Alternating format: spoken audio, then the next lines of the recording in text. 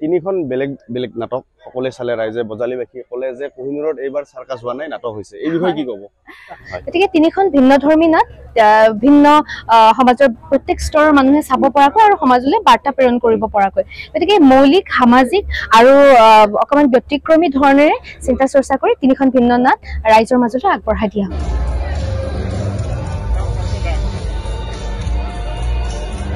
নমস্কাৰ সকলোকে স্বাগতম জনাইছো ওৱান ষ্টাৰলৈ আৰু আজি কোহিনুৰ থিয়েটাৰৰ শেষ নিশা পাঠশালাত প্ৰথম যেহেতু পেণ্ডেল কোহিনুৰ পাঠশালাতে আৰম্ভ হয় আৰু ভাইলিনা বা আছে আমাৰ লগত খুব এখন ধুনীয়া নাটক ব্ৰহ্মপুত্ৰ আৰু এই নাটকখন আমি চালো আৰু দৰ্শকৰ বহুত সমাগম দেখা পোৱা গৈছে আৰু সেকেন্ড শোৰ কাৰণে অলৰেডি মানুহ আহি বহিছেহি বা অলৰেডি ড্ৰেছতে আছে বা কি ক'ব আসলতে এইখিনি সময়ত ক'বলৈ বিশেষ একো নাই আজি 9টা নিশাতে আমি যিমানখিনি দৰ্শকৰ সমাগম পাইছো যিখিনি মৰম পাইছো সেয়া আচলতে আমাৰ কাৰণে সৌভাগ্য কাৰণ আমি অপেনিং শ্ব'ত পাঠশালা বুলি ক'লে আচলতে ভ্ৰাম্যমান নকৰি গতিকে তাত আমি কোহিনুৰ থিয়েটাৰৰ কথাই বেলেগ তাত আমি আজি দুখন নাটকত যিদৰে মৰম পাইছো আজি শেষ নিশা আমি ব্ৰহ্মপুত্ৰ কৰিব লগা হৈছে সেইটো আমাৰ কাৰণে দুৰ্ভাগ্য আচলতে আমি আৰু 3 দিনমান এখন দেখাব পাৰিলে দৰ্শকে আকৌ আদৰি ল'লেহেঁতেন যেহেতু আমাৰ আখৰা অকমান কম হৈছিলে এখনৰ আমি স্পষ্টীকৰণ দিছিলো অকমান স্ক্ৰিপ্টৰ খেলিমেলিৰ কাৰণে আমাৰ এখন পলমকে আমাৰ হাতত আহিল যাৰ বাবে আমি শেষ নিশা এখন মঞ্চস্থ কৰিবলগীয়া হ'ল কিন্তু তাৰ পাছতো দৰ্শকৰ ইমান সমাগম পাইছো মৰম পাইছো সেয়া আমাৰ কাৰণে আশীৰ্বাদ তিনিখন বেলেগ বেলেগ নাটক সকলে চালে ৰাইজে বজালীবাসী ক'লে যে কোহিনুৰত এইবাৰ চাৰ্কাছ হোৱা নাই নাটক হৈছে এই বিষয়ে কি ক'ব আসলতে কি হয় ভ্ৰাম্যমান থিয়েটাৰ আমি সৰুৰ পৰা চাই আহিছো তেতিয়াৰ পৰাই যেহেতু এইটো লাইনত অহাৰ এটা সপোন পুহি ৰাখিছিলো কোহিনুৰৰ সপোন পুহি ৰাখিছিলো তেতিয়াৰ পৰা চাই আহিছিলো কিন্তু লাহে লাহে সময় যেহেতু গতি কৰে অকমান সাল সলনিও লাগে নথকা নহয় কিন্তু মানুহে এইটো চাৰ্কাছ বুলি কৈ কথাটো অলপ বেলেগ ধৰণে লৈ গৈছে সেইটোতো মই হেৰি নকৰো একচেপ্ট কৰা নাই হয়তো আপুনি হয় কাৰণ চাৰ্কাছ হ'ব নালাগে কিন্তু সময়ৰ লগত অকমান সলনিও হ'ব লাগে কিছুমান পদ্ধতি দৰ্শকেও বিচাৰে সেই একেটা আলমেই আপুনি প্ৰত্যেক বছৰে দেখুৱাই থাকিলে দৰ্শকেও নতুনত্ব বিচাৰে গতিকে নতুনত্ব হিচাপে আমি এতিয়া নাচ গান দৰ্শকে এতিয়া বেছি বিচাৰে বা সেই জাক জমকতাটো বিচাৰে গতিকে সেইখিনিও ভ্ৰাম্যমানে কৰিব লাগিব মোৰ হিচাপে কিন্তু সেইটোৱে যিবোৰ অঘটন ঘটি আছে ইমান পৰ্যায়লৈ সেই সাৱধানতা মানি পিনে চলিব লাগিব আমাৰো ব্যৱহাৰ হৈছে ট্ৰলি ইউজ হৈছে আমাৰো গানত হেৰি ইউজ হৈছে কিন্তু মানে এটা নিৰ্দিষ্ট এটা হেৰি ৰাখি পিনে কৰা হৈছে সকলো থিয়েটাৰতে এটা হেৰি লাগে মই সেইটো নতুনত্ব কাৰিকৰী কৌশল আচলতে কোহিনুৰ থিয়েটাৰৰ আগৰ পৰাই আছে যেনেকৈ আমি চাইছিলো সৰুতে ডাইনাছৰ চাইছিলো টাইটানিক চাইছিলো ঠিক তেনেদৰে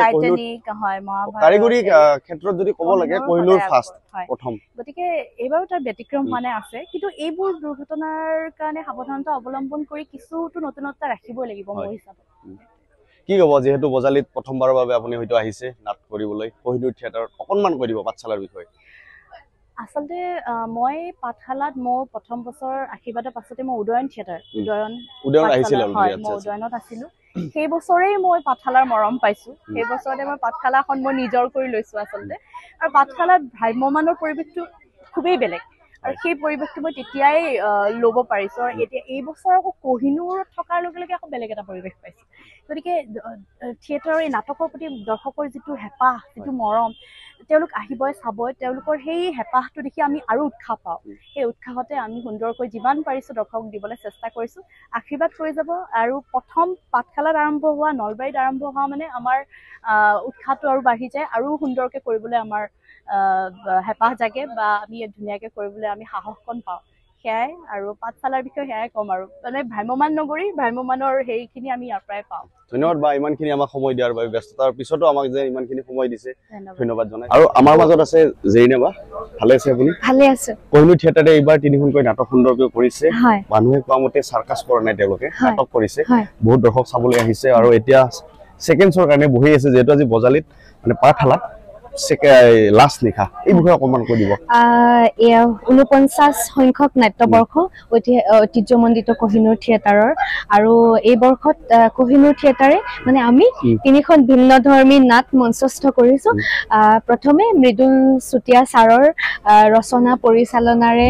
পিঞ্জৰা চম্পা শৰ্মা ছাৰৰ বনৰীয়া ফুল আৰু ৰাজীৱ দাৰ ব্ৰহ্মপুত্ৰ গতিকে তিনিখন ভিন্নধৰ্মী নাট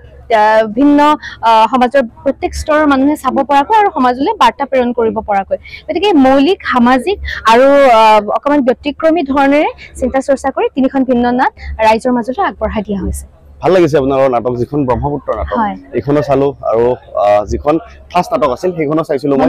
বনৰ মাজৰ ফুল চোৱা নাই তো যিয়ে নহওক ভাল লাগিছে আপোনাক লগ পাই আৰু আপুনি চাগে পাঠশালাত নাটক কৰিবলৈ প্ৰথমবাৰ আহিছে নহয় মই দ্বিতীয় বৰ্ষ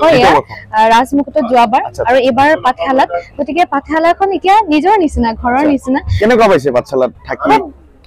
বেছি ভাল লাগে নাট্যনগৰী পাঠশালা গতিকে নাটকৰ পৰিৱেশ চাবলৈ হলে মানুহে পাঠশালালৈ আহক ভ্ৰমণ মানে কি জানিবলৈ হলেও পাঠশালালৈ আহক গতিকে খুব বেছি ভাল লাগে নাটকৰ এক ধুনীয়া পৰিৱেশ ইয়াত পোৱা যায় ভাল লাগিছে বা ইমানখিনি আমাক সময় দিয়াৰ বাবে ব্যস্ততাৰ মাজতো ধন্যবাদ আৰু মোৰ লগত উপস্থিত আছে ত্ৰিদীপ দা আমাৰ বজালীৰ উদীয়মান অভিনেতা বৰ্তমান কোহিনুৰ থিয়েটাৰত আছে এই বছৰ তো আৰু কি ক'বা আজি যেহেতু বজালীৰ পৰা হয় অভিনেতা হিচাপে তুমি আগবাঢ়ি গলা এনেধৰণে নিশ্চয় মই এটাই কম সঁচাকৈ মই যথেষ্টখিনি ভাগ্যৱান বুলি নিজে ক'ব লাগিব যিহেতু মই মোৰ অভিনয় জগতখন মই পাঠশালা নাটমণ্ডলৰ পৰা নিতুল কুমাৰ মেধি ছাৰৰ পৰা মোৰ প্ৰথম নাটকৰ অভিনয় যাত্ৰা আৰম্ভ কৰিছিলোঁ তুমি জানা পাঠশালাবাসীয়ে জানে তো যা হওক আগন্তুক বৰ্ষত এনেকুৱা যিখিনি মৰম মই এইবাৰ ৰাইজৰ পৰা পাইছোঁ বা ৰাজমুকুটৰ বছৰ পাইছোঁ পাঠশালাত অপেনিং কৰিছোঁ যথেষ্টখিনি মানুহৰ মৰম আৰু সঁহাৰি পাইছোঁ আৰু এয়াই ক'ম কোহিনুৰ থিয়েটাৰ এইবাৰ আপোনালোকে চাওক আমাৰ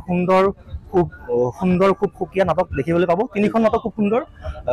ধুনীয়া আপোনালোকে ষ্টৰি পাব ৰোমেণ্টিক পাব একশ্যন পাব কমেডি পাব বাকী আপোনালোকে যেনেকুৱা ধৰণে নাটক এখন চাবলৈ বিচাৰে তেনেকুৱা নাটক এখন কোহিনুৰৰ মঞ্চত আপোনালোকে দেখিব বুলি মই আপোনালোকক দৃঢ়তাৰে ক'ব পাৰিম যিহেতু মই নাটকখন আজি আমাৰ লাষ্ট আমাৰ ৰাজদীপ দাৰ ব্ৰহ্মপুত্ৰ নাটকখন জাজ কৰি উঠিলোঁ আৰু এতিয়া ছেকেণ্ড শ্ব' আছে ৰাইজত যথেষ্ট সঁহাৰি পাইছোঁ চ' আগন্তুক এই নাট্যবৰ্ষত এইবাৰ 9 মাহটো যেনেকৈ আপোনালোকৰ মৰম আশীৰ্বাদে পাঠ কৰি নিব পাৰোঁ সেয়ে আপোনালোকৰ ওচৰত মই প্ৰাৰ্থনা জনাইছোঁ ধন্যবাদ ত্ৰিদীপ দা ইমানখিনি কথা জনোৱাৰ বাবে বা তুমি যেনেধৰণে আগবাঢ়ি আহিছা নাটক কৰিবলৈ তো যাতে তোমাৰ